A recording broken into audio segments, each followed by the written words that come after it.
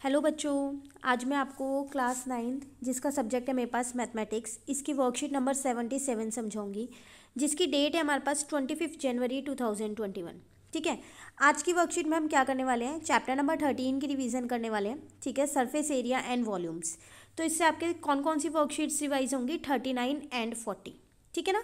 देखिए, पहले मैं आपको वर्कशीट दिखा दूँ एक बारी। तो क्वेश्चन नंबर 1 to 10 क्वेश्चन हैं इसके अंदर। ठीक है, सिर्फ आपके पास 1 to 4 क्वेश्चन हैं जो MCQ क्वेश्चन हैं, और बाकी क्वेश्चन नंबर 5 to 10 जो है वो आपको पूरे सॉल्व करने हैं। ठीक है ना। MCQ भी हमें तो सॉल्व ही करने पड़ेंगे क्योंकि डायरेक्ट आंसर हम लिख नहीं सकते, है ना। देखो, हाँ, एक चीज़ और मैं आपको आज बताना चाहूँगी। आज मैंने आपको सॉल्यूशंस ना कर रखे हैं यहाँ पर नीचे, साथ के साथ नहीं करूँगी, किसी रीज़न से मैं नहीं कर पा रही हूँ साथ के साथ, तो मैंने आपको सॉल्व करके दे दिया आज। ठीक है, तो मैं आपको इसी में समझाती रहूँगी। देखो, क्वेश्चन नंबर 1 आपके पास है यहाँ पर। If the length of diagonal of a cube is 8√3 centimetre then its surface area is. देखो, आपसे वो कह रहा है, आपको length of diagonal of a cube दे रखी है। आप क्यूब सब जानते हो, एक 3 साइडेड फिगर होती है, उसके डायगोनल की लेंथ आपको दे रखी है 8√3 सेंटीमीटर। अब आपको उसका सरफेस एरिया बताना है। तो देखो, क्यूब का सरफेस एरिया होता है हमारे पास 6a², और ए मतलब होता है साइड। अब साइड पता होनी चाहिए तभी तो सरफेस एरिया निकाल पाएंगे। तो हमने पता है क्या किया, देखो यहाँ पर सॉल्यूशन दिखाती हूँ मैं। हमने सबसे पहली बात ना लेंथ ऑफ एज को ए मान लिया, क्योंकि हमको वो नहीं पता कितनी है। ठीक है, तो ये मैंने यहाँ पर क्या किया, ए मान लिया। अब लेंथ ऑफ डायगोनल का एक फॉर्मूला होता है √3a। ये फॉर्मूला है, ये आपको याद करना पड़ेगा। ठीक है ना। अब देखो, लेंथ ऑफ डायगोनल तो पहले से आपको क्वेश्चन में दे रखी है 8√3, तो इसका मतलब वो तो इसके इक्वल होगी। तो मैंने क्या किया, दोनों को इक्वल रख दिया, √3a को और 8√3 को, क्योंकि दोनों ही इक्वल होंगी। लेंथ ऑफ डायगोनल जो क्वेश्चन में दे रखी है वो, और जो मेरे पास फॉर्मूला है वो। ठीक है, इससे देखो ये √3 से ये √3 तो कट गया, तो a मेरा आ गया 8। मिल गया ना आपको ए, बस ए मिल गया। अब तो आप सरफेस एरिया निकाल ही सकते हो। क्या होता है सरफेस एरिया, 6a²। देखो, सरफेस एरिया भी दो तरीके के होते हैं, लेटरल सरफेस एरिया और total surface area. Lateral surface area आप तभी लगाओगे जब आपसे वो पूछेगा। खाली सरफेस एरिया लिखेगा तो इसका मतलब आपको टोटल सरफेस एरिया लगाना है। ठीक है, तो ए की जगह मैंने 8 लिख दिया, 8 × 8, इन सबको इंटू किया, तो मेरा यहाँ पर क्या आ गया, आंसर आ गया। ठीक है ना। तो ये था आपके पास क्वेश्चन नंबर 1। चलिए अब देखते हैं क्वेश्चन नंबर 2। क्वेश्चन नंबर 2 में आपसे कह रहा है, if each edge of a cube is increase by 50% then the percentage increase in its surface area. देखो, आपसे वो कह रहा है कि अगर किसी क्यूब की एज जो है वो 15% से बढ़ जाए, तो फिर आप बताओ कि उसका सरफेस एरिया कितने % से बढ़ेगा। ठीक है, तो देखो यहाँ पर भी आपको एज नहीं दे रखी ना। अब हम क्या करेंगे, यहाँ भी एज को क्या करेंगे, मान लेंगे खुद से। तो मैंने यहाँ पर भी ना एज को ए ही मान लिया, तो मैंने यहाँ पर लिख दिया कि let length of each edge of a cube is a. ठीक है, अब सरफेस एरिया अभी इंक्रीज नहीं हुई है एज, उससे पहले सरफेस एरिया क्या होगा, 6a², क्योंकि अभी मैंने आपको बोला था कि टोटल सरफेस एरिया ही लगाएंगे। लेटरल सरफेस एरिया हम तब लगाते हैं जब हमारे को क्वेश्चन में लिख के देगा, है ना। तो सरफेस एरिया ऑफ क्यूब मेरा यहाँ पर आ गया 6a²। चलो, ये तो तब हो गया जब हमारी एज इंक्रीज नहीं होती। अब मानते हैं, चलो, now edge of the cube is increase by 50%। जैसा क्वेश्चन में बोला गया है कि एज जो है वो 50% से बढ़ गई, तो बढ़ा देते हैं 50% से। तो फिर नई एज आएगी कितनी, तो देखो पुरानी थी आपके पास ए, इसमें इसका 50% ऐड कर दूँ ना, तो इसका 50% कैसे निकालेंगे, तो 50/100 है। ठीक है, 50 से मैंने 100 को कट किया, तो यहाँ नीचे 2 आ गया, ऊपर 1 बचा, तो 1 × ए और नीचे 2। ठीक है ना। एलसीएम लेके मैंने यहाँ बेस सेम कर लिया, तो मेरा यहाँ पर आ गया 3a/2। चलो, नई एज तो मुझे एज मिल गई है जब वो 50% से इंक्रीज हो गई थी। अब हम देखें कि नया सरफेस एरिया क्या होगा, तभी तो हम चेंज बता पाएंगे, है ना। तो अब हमने क्या किया, यहाँ पर न्यू सरफेस एरिया निकाल लिया। फॉर्मूला सेम ही है 6a², लेकिन पहली बार में ए तो ए ही था, साइड ए ही थी। अब की बार में जो ये साइड है ना, ये क्या हो गई है मेरी, 3a/2 हो गई है। तो अब की बार इस ए की जगह मैंने यहाँ 3a/2 लिख दिया। ठीक है, और ये स्क्वायर मैंने ऐसे ही लगा रखा है, ये रहा। अब 3a का स्क्वायर करूँगी तो 9a², 2 का स्क्वायर करूँगी तो 4, फिलहाल के लिए इसको यहीं छोड़ देते हैं, अभी हम कुछ मल्टीप्लाई डिवाइड नहीं कर रहे, ठीक है। अब आपको बताना था कि कितने परसेंट से सरफेस एरिया में चेंज आएगा, ठीक है। तो पहले हम देखते हैं सरफेस एरिया चेंज हुआ कितना, तो वो हमने यहाँ निकाल लिया। कैसे निकालते हैं वो देखो, percentage increase in the cube surface area. तो क्या करते हैं, जो नया वाला सरफेस एरिया आया है ना, उसमें से पुराने वाले सरफेस एरिया को माइनस कर देते हैं और डिवाइडेड बाय क्या करते हैं, पुराने वाला सरफेस एरिया। ये आपके पास एक फॉर्मूला होता है यहाँ पर, चेंज जो भी चेंज आया है वो अपॉन में ओरिजिनल, ठीक है, और मल्टीप्लाई में होता है 100। तो चेंज तो आप तभी निकाल सकते हो ना जब नए वाले में से पुराने वाला माइनस करोगे, तभी तो आपको पता चलेगा कि इतना चेंज आया है ना। और डिवाइडेड बाय ओरिजिनल, ओरिजिनल मतलब जो चेंज करने से पहले था, तो वो तो मेरा 6a² था, तो वो मैंने यहाँ पर 6a² लिख दिया, मल्टीप्लाई 100 है, ठीक है ना, तो ये लिखा। अब देखो इस 6 और इस 4 को मैंने कट कर दिया 3 और 2 की टेबल से। फाइनली बचा मेरे पास 3 × 9 27a² और नीचे 2 बचा और यहाँ आ गया 6a², ठीक है। अब हम क्या करेंगे, देखो यहाँ पर मैंने क्या किया, बेस सेम कर लिया। क्यों, क्योंकि यहाँ पर 1 है तो मैंने बेस सेम करके एलसीएम ले लिया, तो वो आ गया 27a² माइनस 12a² अपॉन में 2। अब देखो जो ये 6a² है, आपको पता है ना जब भी अपॉन के 2 बार अपॉन होते हैं तो जो नीचे वाला अपॉन होता है वो ऊपर जाके रेसिप्रोकल हो जाता है, तो वो मैंने यहाँ रेसिप्रोकल कर दिया। इनटू में ये 100 ऐसी है, ठीक है। यहाँ तक आपको क्लियर हो गया। चलिए अब आगे देखते हैं। अब हमने क्या किया, देखो 27 में से 12 को माइनस किया, 15 बचा। a² ऐसी है, ये 2 ऐसी है, 1/6a² ऐसी और 100 ऐसी है। अब मैंने क्या किया, इस a² से इस a² को कट कर दिया, ठीक है ना, और इस 2 से इस 100 को कट किया तो 50 आ गया, ठीक है। अब 15 को कट किया 3 से 5 आया, 6 को भी कट किया 3 से 2 आया, इस 2 को इस 50 से फिर कट कर दिया, यहाँ पर 25 आ गया। फाइनली 5 × 25 आपके पास बचा यहाँ पर, ठीक है। तो इसका मतलब 125%, तो आपका आंसर ऑप्शन आ गया डी। इसका मतलब अगर आप किसी भी क्यूब की एज को 50% से इंक्रीज करोगे तो उसके सरफेस एरिया में 125% का चेंज आएगा, इंक्रीज हो जाएगा, ठीक है। चलिए क्वेश्चन नंबर 3 देखते हैं हम यहाँ पर। क्वेश्चन नंबर 3 आपके पास है यहाँ पर, the surface area of a cuboid is 1372। आपको क्यूबॉइड का सरफेस एरिया यहाँ पर दे रखा है। If its dimension are in the ratio, अब जो डायमेंशंस हैं, डायमेंशंस का मतलब होता है लेंथ, ब्रेथ और हाइट, क्योंकि क्यूबॉइड में ये तीनों चीज़ें होती हैं, है ना। क्यूब में तो तीनों सेम होती हैं पर क्यूबॉइड में तो अलग अलग होती हैं। तो आपको उसकी डायमेंशंस की रेशो दे रखी है 4:1। तो आप बताओ कि उसकी लेंथ कितनी होगी। सिर्फ लेंथ आपको बतानी है, ब्रेथ और हाइट नहीं बतानी। तो देखो जब भी हमारे को ऐसे रेशो में देना तो हम क्या कर लेते हैं, उसको x मान लेते हैं।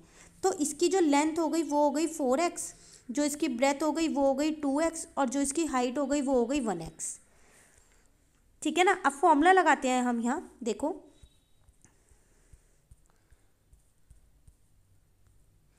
ये रहा। तो वही तीनों चीज़ पहले मैंने यहाँ पर लिख ली, ठीक है। अब एरिया ऑफ क्यूबॉइड होता है 2 ब्रैकेट में LB + BH + HL।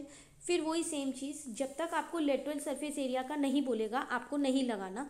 Surface area मतलब होता है टोटल सरफेस एरिया, ठीक है। फिर चाहे वो क्यूब हो चाहे वो क्यूबॉइड हो। अब सब चीज़ मुझको पता है, एरिया ऑफ क्यूबॉइड मुझे पता है, मैंने वो लिख लिया, ठीक है। ये 2 ऐसी है, देखो L की जगह मैंने 4x लिखा, B की जगह मैंने 2x लिखा, ठीक है ना, ये ना। उसके बाद B की जगह मैंने 2x लिखा, H की जगह 1x लिखा, फिर HL की भी वैल्यू पुट कर दी, ठीक है।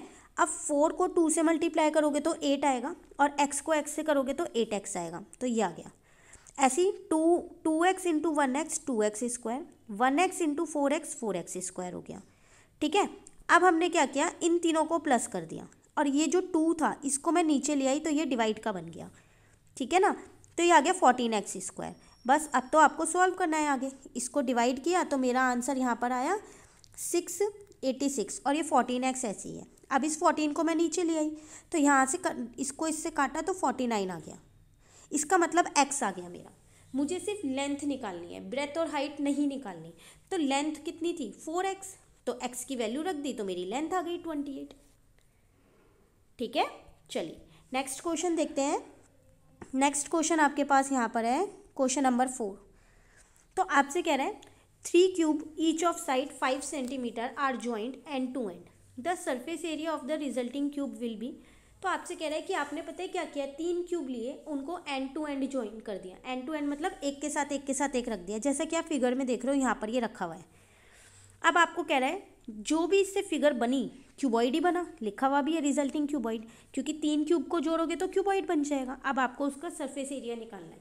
तो देखो सरफेस एरिया निकालने के लिए एल, बी और एच तीनों चीज़ें पता होनी चाहिए नहीं होनी चाहिए. तो अगर मैं आपसे कहूँ कि ये इसकी लेंथ है तो गलत तो नहीं है, ये इसकी लेंथ. तो देखो एक क्यूब था ये 5, तो अब ये भी 5 है और ये भी 5 है, तो आपके पास लेंथ आ कितनी गई 15. 5 + 5 + 5. ठीक है. क्या उसकी ब्रेथ में कोई चेंज आया? नहीं, ब्रेथ तो वही रहेगी 5. और क्या उसकी हाइट में कोई चेंज आया? नहीं, हाइट भी 5 रहेगी, है ना. तो तीनों चीज़ मिल गई, एल भी मिल गया, बी भी मिल गया और एच भी मिल गया. मिल गई ना तीनों चीज़. जब तीनों चीज़ मिल गई तो हम सरफेस एरिया तो आसानी से निकाल सकते हैं.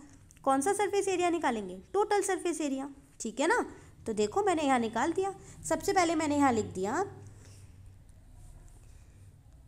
एक सेकेंड, सबसे पहले मैंने यहाँ लिखा the dimension of the cuboid so formed. जो क्यूबॉइड बना है उसकी डायमेंशंस क्या क्या होंगी? एल, बी और एच तीनों लिख दी. अब सरफेस एरिया ऑफ क्यूबॉइड क्या होता है? 2 ब्रैकेट में L B plus B H plus H L, यही होता है ना फॉर्मूला.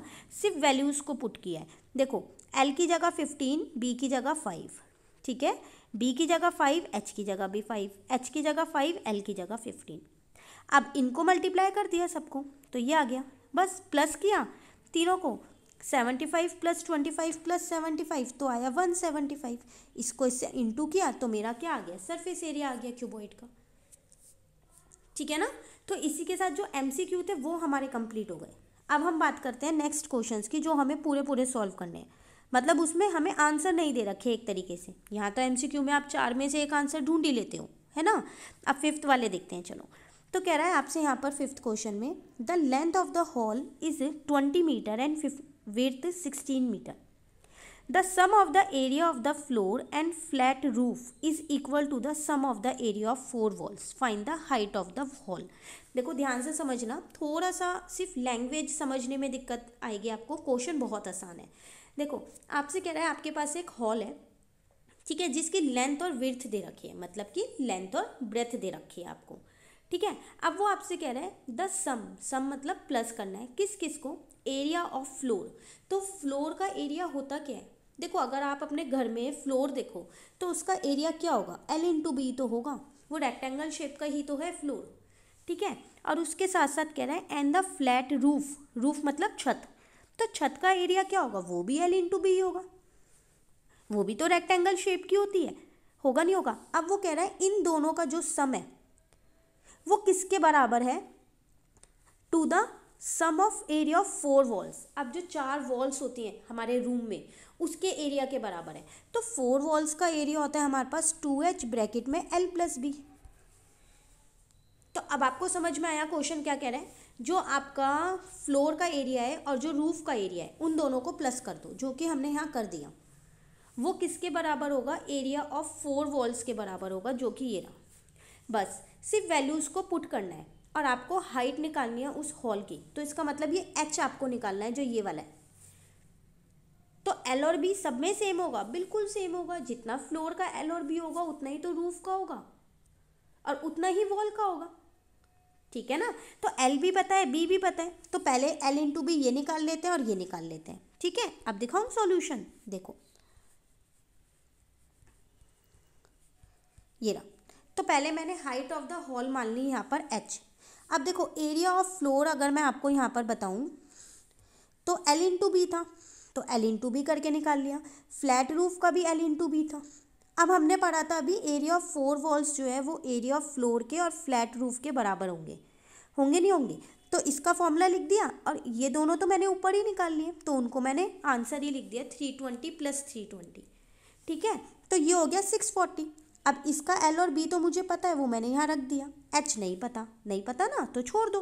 अब 20 + 16 36 हो गया और 2 से मल्टीप्लाई किया तो 72H. ये 640 ऐसी है. ठीक है. अब क्या किया देखो हमने यहाँ पर, ये 72 मल्टीप्लाई का था तो H आ गया मेरा 640 अपॉन में 72. बस डिवाइड कर दो और आपका आंसर आ गया, हाइट ऑफ द वॉल आपकी निकल गई। आप इसे राउंड फिगर में भी लिख सकते हो। ठीक है, चलिए नेक्स्ट क्वेश्चन देखते हैं। क्वेश्चन नंबर 6 पे आ गए हम। हमसे कह रहे हैं यहाँ पर the dimensions of a rectangular box are in the ratio 2:3:4 and the difference between the cost of covering it with a sheet of paper at the rate of ₹4 and ₹4.50 per square metre is this, find the dimensions of the box. देखो आपके पास ना एक rectangular box है, उसकी dimensions दे रखी है, मतलब कि लेंथ ब्रेथ और हाइट दे रखी है, लेकिन ना रेशो में दे रखी है, 2:3:4 की रेशो में है। ठीक है, अब उसके साथ साथ आपको क्या कह रहा है कि आपने पता है क्या किया है, उस पूरे रेक्टेंगुलर बॉक्स को शीट से कवर किया है, कोई भी एक शीट लगा दी होगी उसके ऊपर। ठीक है, अब शीट से कवर जो किया है ना, तो वो आपसे यहाँ कह रहा है difference between the cost of covering it with the sheet of paper. अब दो कॉस्ट दे रखी हैं, ₹4 और 4.50, मतलब ₹4 और ₹4.50। तो इन दोनों के बीच का जो डिफरेंस है कवर करने का, उसकी जो कॉस्ट है वो है 416। तो आपको डायमेंशंस बतानी, थोड़ा सा मुश्किल क्वेश्चन है, सिर्फ थोड़ा सा, ज़्यादा मुश्किल नहीं है। तो देखो हम करेंगे कैसे, मैं आंसर से एक बार और आपको ये समझाती हूँ। देखो सबसे पहली बात तो जब भी आपको रेशो में देना, आप x मान लो। तो मेरे को यहाँ रेशो में L, B और H तीनों दी थी, तो मैंने x मान लिया, लेंथ 2x मान ली, ब्रेथ 3x मान ली, हाइट 4x मान ली। ठीक है ना। तो अगर मैं उस रेक्टेंगुलर बॉक्स का सरफेस एरिया निकालूं तो उसका सरफेस एरिया कितना आएगा मेरे पास यहाँ पर, तो सरफेस एरिया का मैंने यहाँ पर फॉर्मूला लिख दिया। क्या लिखा मैंने, वही जो सेम है हमारे पास, 2 ब्रैकेट में LB + BH + HL। ठीक है ना, तो ये मैंने यहाँ फॉर्मूला लिख दिया। अब देखो सिर्फ मैंने वैल्यूज़ को पुट किया है, L की जगह 2x रख दिया है मैंने, B की जगह 3x रख दिया, ये रहा। फिर B की जगह ये रख दिया, H की जगह ये रख दिया, और HL भी सिर्फ वैल्यूज़ पुट किए। ठीक है, अब 2 × 3 करोगे तो 6 आएगा, और x × x करोगे तो x² आएगा। कई बच्चे पता है इसको सिर्फ 6x लिख देते हैं, नहीं, जब 2 × 3 6 है तो x × x x² होता है। ठीक है ना, तो ये रहा वो। अब जब मैंने 6x² + 12x² + 8x² किया तो मेरा आंसर आया 26x², और ये 2 ऐसी है। तो यहाँ से मेरा सरफेस एरिया तो आ गया, लेकिन वो x के फॉर्म में आया है। अब देखो आपको पता है ना, जब भी कॉस्ट दे रखी होती है तो हम क्या करते हैं, उसको सरफेस 1 मीटर स्क्वायर की कॉस्ट अगर मुझे 4 दे रखी है, तो फिर मैं 52 मीटर स्क्वायर की कैसे निकालती थी, 52 को 4 से मल्टीप्लाई करके। तो हम करते क्या थे, कॉस्ट को एरिया से मल्टीप्लाई कर देते थे, यही तो करते थे। तो चलिए फिर अब भी यही कर देते हैं।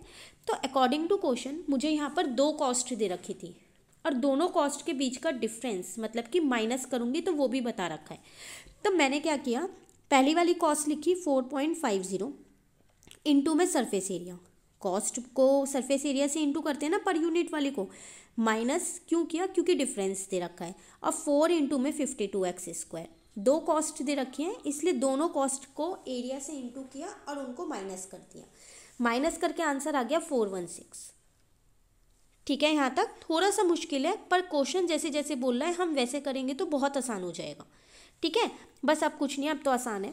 इसको 4.50 को 52 से इंटू किया, ये आया। 4 को 52 से इंटू किया तो 208 आया, ये 416 ऐसे ही है। ठीक है, अब 234 को 208 में से इंटू किया तो 26 आया। ठीक है ना, और ये 416 आपके पास ऐसे ही लिखा है, ये 26 यहाँ पर नीचे चला गया तो 16 आ गया, इसको इससे कट करके। तो इसका मतलब x कितना आ गया, जैसे ही यहाँ से स्क्वायर हटा यहाँ रूट लग जाएगा, x आ गया मेरा 4। मुझे क्या निकालनी थी, डायमेंशंस निकालनी थी उस रेक्टेंगुलर बॉक्स की, है ना। तो डायमेंशंस कैसे निकलेंगी, तीनों चीज़ पता है, L, B और H, बस x की फॉर्म में पता थी, और अब मुझे x की वैल्यू पता है। तो 2x मतलब 2 × 4, 3x मतलब 3 × 4, 4x मतलब 4 × 4, तो मेरा आंसर आ गया। ठीक है ना, चलिए क्वेश्चन नंबर 7 देखते हैं हम यहाँ पर। क्वेश्चन नंबर 7 आपके पास यहाँ पर है। ठीक है, देखो अब नेक्स्ट क्वेश्चन करते हैं हम। क्वेश्चन नंबर 7 आपसे कह रहा है, a swimming pool is 20 metre in length, 15 metre in breadth and 4 metre in depth. एक स्विमिंग पूल है जिसकी आपको लेंथ, ब्रेथ और हाइट तीनों दे रखी है। ठीक है। अब वो आपसे यहाँ कह रहा है find the cost of cementing it's floor and walls eight the rate of ₹12 पर स्क्वायर मीटर। आपको क्या करना है, देखो यहाँ पर कॉस्ट निकालनी है किसकी, सीमेंटिंग इट्स फ्लोर, उसके फ्लोर पे सीमेंट लगाना है, साथ के साथ उसकी वॉल्स पे लगाना है, ठीक है ना। उसका रेट भी आपको दे रखा है, क्या है आपके पास, 1 मीटर स्क्वायर की कॉस्ट है ₹12। तो देखो जितना स्विमिंग पूल का एरिया होगा उसी हिसाब से कॉस्ट आएगी। तो हम क्या करते हैं, पहले एरिया निकाल लेते हैं, ठीक है। कैसे निकालेंगे एरिया, चलो देखते हैं। तो देखो यहाँ पर मुझको लेंथ ब्रेथ और हाइट तो तीनों ही चीज़ दे रखी हैं, तो कुछ भी मुझे निकालने की ज़रूरत नहीं है लेंथ ब्रेथ और हाइट में से। अब दो जगह आपको सीमेंटिंग करनी है, फ्लोर पे और वॉल्स पे। तो एरिया ऑफ फ्लोर होता है आपके पास 2h ब्रैकेट में L+B, यही होता है, और वॉल्स मतलब L×B, मतलब एरिया ऑफ 4 वॉल्स का आ गया यहाँ पर 2h L+B, और फ्लोर मतलब नीचे का, अभी हमने किया था ना फ्लोर और रूफ वाला क्वेश्चन, तो फ्लोर का एरिया हो जाएगा L×B, ठीक है, और वॉल्स का एरिया हो जाएगा 2h ब्रैकेट में L×B, ठीक है। तो दोनों के मैंने फॉर्मूले एक साथ लिख दी, सिर्फ वैल्यूज़ पुट की, h की जगह 4 लिख दिया, L की जगह 20 लिख दिया और B की जगह 15 लिख दिया, ठीक है ना, और यहाँ पर भी 20 × 15 लिख दिया। अब हमने क्या किया, देखो 2 4 × 8 हो गया, 20 + 15 35 हो गया, 20 × 15 जो है वो 300 हो गया, ठीक है ना। अब 8 × 35 280 हो गया प्लस 300, बस दोनों को प्लस किया, मेरा एरिया आ गया। बस एरिया आ गया तो कॉस्ट निकल जाएगी, एरिया को कॉस्ट से इंटू करना होता है। तो कॉस्ट ऑफ सीमेंटिंग पर मीटर स्क्वायर है ₹12। तो फिर 580 मीटर स्क्वायर की कितनी होगी, 580 को 12 से इंटू कर दो तो आपकी कॉस्ट आ जाएगी, ठीक है ना। चलिए नेक्स्ट क्वेश्चन समझिए आप, क्वेश्चन नंबर 8 पे आ गए हैं हम, इसके बाद 2 ही क्वेश्चन रह गए हैं। थोड़ी सी बड़ी वर्कशीट है आज की, ठीक है, पर फॉर्मूले लगभग सब में सेम ही लग रहे हैं। देखो कह रहा है a small indoor greenhouse is made entirely of glass panes held together with a tape. It is 30 centimetre long, 50 centimetre wide and 25 centimetre high. देखो आपको कह रहा है कि ना आप पे एक ग्रीन हाउस है जो ग्लास पेन से बना हुआ है, ठीक है, इसकी आपको लेंथ ब्रेथ और हाइट दे रखी है। अब आपको सबसे पहली बात तो एरिया ऑफ ग्लास ही निकालना है। तो जब LB और H दे रखी है तो ग्लास फिर क्यूबॉइड शेप का हुआ ना, तो इसका मतलब आपको एरिया ऑफ क्यूबॉइड निकालना है। तो एरिया ऑफ क्यूबॉइड तो आपको पता है क्या होता है, यहाँ पर वो क्या होता है आपके पास 2 ब्रैकेट में LB + BH + HL, सब चीज़ आपको पता है। 2 L आपको पता है कितना है 30, B आपको पता है 25, B आपके पास 25 है, H भी 25 है, और H 25 है और L आप पे 30 है। तो आपको सिर्फ इसे सॉल्व करना है, ठीक है ना। तो चलिए देखते हैं। देखो ये रहा, तो पहले तो सबसे पहले मैंने वही लिख दी यहाँ पर, length of green house, breadth of green house और हाइट ऑफ ग्रीन हाउस। तो एरिया ऑफ ग्लास कैसे निकाला मैंने, वही फॉर्मूला लगाया, वैल्यूज़ को पुट किया, मल्टीप्लाई करके प्लस किया और आंसर निकाल दिया। तो पहले वाला एरिया ऑफ ग्लास तो बहुत आसानी से निकल गया, सिर्फ फॉर्मूलेज में वैल्यूज़ पुट करनी थी। लेकिन अब जो सेकेंड पार्ट वो आपसे पूछ रहा है, वो क्या पूछ रहा है, देखो वो आपसे कह रहा है how much of tape is needed for all the 12 edges. कह रहा है बताओ कितनी टेप की ज़रूरत पड़ेगी उन 12 एजेस को कवर करने के लिए। तो देखो अगर आप एक क्यूबॉइड बनाओगे, ठीक है, क्यूबॉइड शेप का ही है ना ये, तो अगर मैं एक क्यूबॉइड यहाँ पर बनाऊँ तो आप देखो इसमें 4 लेंथ होती है, 4 ब्रेथ होती है और 4 हाइट होती है, यही होता है ना, 4 लेंथ 4 ब्रेथ और 4 हाइट। तो टेप इन चारों पे ही लगेगी, ठीक है। तो टोटल टेप चाहिएगी कितनी मुझे, 4L + 4B + 4H, ठीक है ना। देखो टोटल लेंथ ऑफ टेप तो 4L + 4B + 4H। अब L भी मुझे पता है, B भी मुझे पता है और H भी मुझे पता है। तो L की जगह 30, B की जगह 25 और H की जगह भी 25, ठीक है। तो 4 × 30 120, 4 × 25 100, 4 × 25 100, तीनों को प्लस किया, मेरी लेंथ ऑफ द टेप आ गई। इसका मतलब उस क्यूबॉइड को टेप से कवर करने के लिए कितनी टेप चाहिएगी, 320 सेंटीमीटर, ठीक है। चलिए क्वेश्चन नंबर 9 समझते हैं। क्वेश्चन नंबर 9 आपके पास यहाँ पर है, कह रहा है length of a classroom is 2 times it's height and it's breath is 1.5 times it height. आपको अब एक क्लासरूम की लेंथ दे रखी है, आप सभी के स्कूल में भी है ना क्लासरूम, तो वो कौन सी शेप के होते हैं, क्यूबॉइड शेप के, तो उसकी लेंथ ब्रेथ और हाइट तो आपको पता होनी चाहिए। तो अब यहाँ पर आपको हाइट की फॉर्म में दे रखी है, तो कह रहा है जो लेंथ है क्लासरूम की वो हाइट की 2 गुना है। तो अगर मेरे पास हाइट जो है वो h है तो फिर लेंथ कितनी होगी, 2h होगी, है ना। और जो उसकी ब्रेथ है वो कितनी है, उसकी 1.5 h है। तो 2 1 जा 2 और 3, तो इसका मतलब 3/2h है वो। तो L, B और H तीनों मिल गए लेकिन H के फॉर्म में मिले। ठीक है, आगे देखते हैं। कह रहे हैं the cost of white washing the walls, walls को वाइट वॉश करना है, इसका मतलब एरिया ऑफ 4 वॉल्स लगेगा, 2LB × H वाला। ठीक है, eight the rate ₹1.60 per metre square is ₹179.20। Find the dimensions of the room. अब देखो यहाँ पर एक छोटी सी चीज़ है जो आपको सीखनी है, वो क्या, यहाँ पर वो आपसे कह रहा है कि आपको ना अभी तक तो पर मीटर की कॉस्ट देता था और टोटल कॉस्ट आप निकालते थे। अभी हमने पीछे भी एक क्वेश्चन किया है 52x² वाला, पर मीटर की कॉस्ट को हमने क्या किया, एरिया से मल्टीप्लाई कर दिया था तो टोटल कॉस्ट आ गई थी, यही किया था। लेकिन ना इस बार मुझे पर मीटर कॉस्ट और टोटल कॉस्ट पहले से ही दे रखी है, दोनों चीज़ें। तो मैं क्या करूँगी, अब इन दोनों की मदद से एरिया निकाल लूँगी। ठीक है, तो देखो कैसे निकालेंगे, सॉल्यूशन में देखते हैं। लेंथ ब्रेथ और हाइट तो मैंने आपको पहले ही बता दी कि हमने कैसे निकाली। अब मैंने पहले एरिया निकाल लिया 4 वॉल्स का। तो अभी तक हम करते थे जो हमारे पास पर यूनिट कॉस्ट होती थी उसको मल्टीप्लाई करते थे एरिया से, तो मेरी टोटल कॉस्ट आती थी।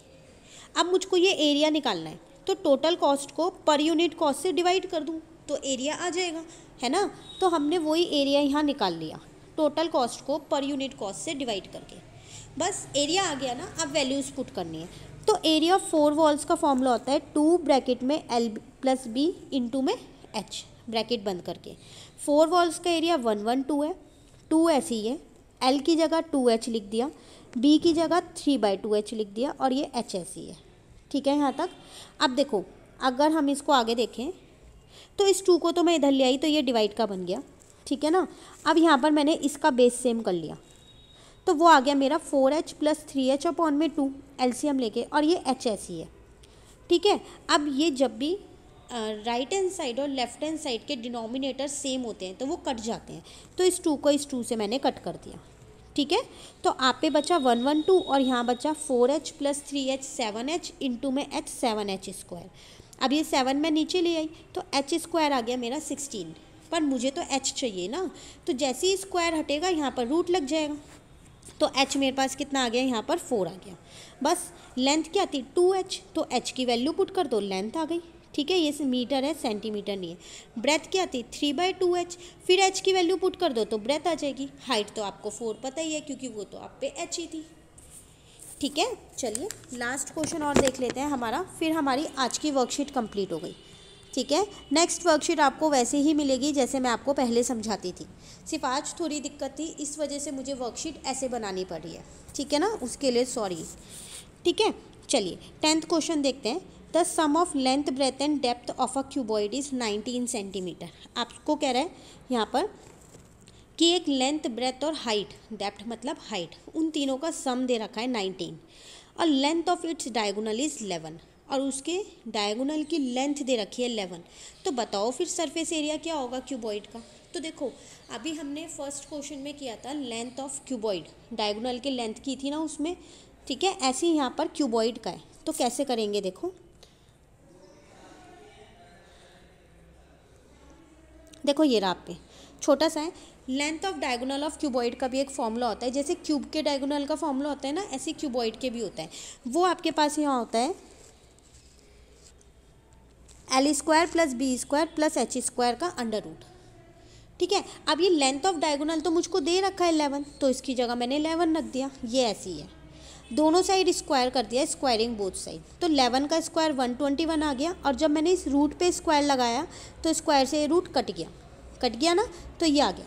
चलिए एक चीज़ तो मुझको यहाँ मिल गई, इसको अभी आगे काम आएगा, संभाल के यहीं रखे रखते हैं। अब एक और चीज़ मुझे दे रखी थी कि लेंथ ब्रेथ और हाइट का तीनों का सम दे रखा था 19 दे रखा था, वो मैंने यहाँ लिख दिया। अब पता है मैंने क्या किया, a प्लस बी प्लस सी के होल स्क्वायर वाली प्रॉपर्टी लगा दी। आइडेंटिटी थी ना हम पे चैप्टर नंबर 2 में, वो हमने यहाँ लगा दी। तो a plus B plus C का होल स्क्वायर वो क्या होता है, a square plus B square plus C square plus 2ab plus 2bc plus 2ca, यही होता है। चलिए पुट कर देते हैं values. l plus B plus H मुझे पता है 19, तो ये 19 का स्क्वायर हो गया। ये तीनों मैंने अब भी ऊपर ये निकाले हैं, ये रे 121, तो इन तीनों की जगह 121 रख दिया और इन तीनों में से मैंने 2 कॉमन ले लिया। ठीक है ना, 19 का स्क्वायर 361 माइनस 121, ये प्लस का था इधर आके माइनस का हो गया, इसको ऐसे ही छोड़ दूँ। ये आपके पास इसकी वैल्यू आ गई 240। अब जरा आप ध्यान से देखो, यही तो आपका सरफेस एरिया होता है, 2 ब्रैकेट में LB plus BH plus HL होता है ना, यही तो आपका लो आंसर आ गया 240। तो सरफेस एरिया ऑफ क्यूबॉइड आ गया 240 सेंटीमीटर स्क्वायर। ठीक है, तो ये था आपके पास क्वेश्चन नंबर 10। ठीक है, मैं एक बार आपको फिर भी सारे सॉल्यूशंस दिखा देती हूँ, क्योंकि आज हमने पहले से ही कर रखे थे सॉल्यूशंस। तो देखो ये सॉल्यूशन 1 है आपके पास, सॉल्यूशन 2, अब ये सॉल्यूशन 2 ही चल रहा है आपका, ये भी सॉल्यूशन 2 चल रहा है। ठीक है, सॉल्यूशन 3, ये पूरा 3 है। ठीक है, सॉल्यूशन 4, सॉल्यूशन 5, सॉल्यूशन 6,